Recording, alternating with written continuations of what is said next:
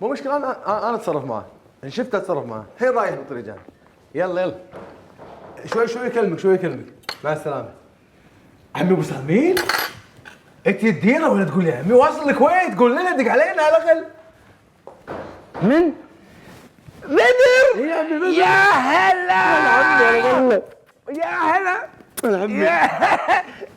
احاجيك خليك انا حاجيك. اذا ابوي درى اني شفتك وما قلت له وايد راح يزعل عمي. قول لنا اغل نستقبلك في المطار، نطلب منك شغله من قطر تبينا من عقلكم الزينه. هذا عقال 53 على قياس راسي. هذا قياس. ابشر بعزك. اسمعني، انا توني والله واصل من الدوحه، صار لي نص ساعه. قطيت شنطتي في الغرفه وقلت انزل اتقهوى شوي، عين من الله خير واتصل بالربع افا عليه.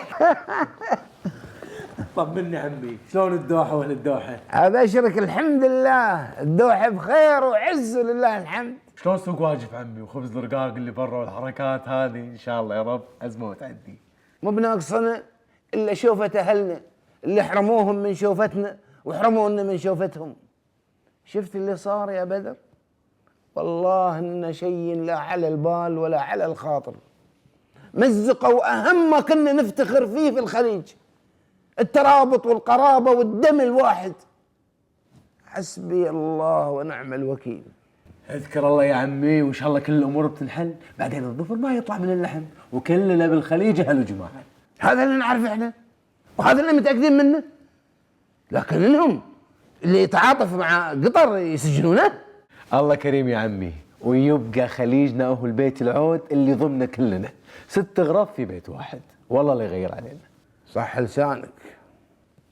لو سمحت معلم. شو تسوي؟ بدر قاعد لا ادق على ابوي الحين. قاعد يكسر. قاعد عندي الموضوع. ما يصير. طيب الفاتوره الحساب مدفوع. من دفع؟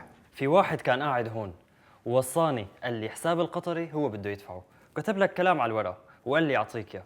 تفضل.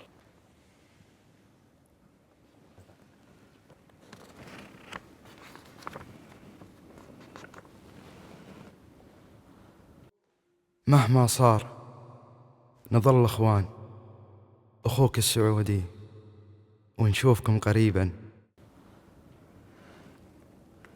خليجنا واحد وشعبنا واحد، يعيش فليعيش. الله اكبر يا خليج، انضمنا الله اكبر.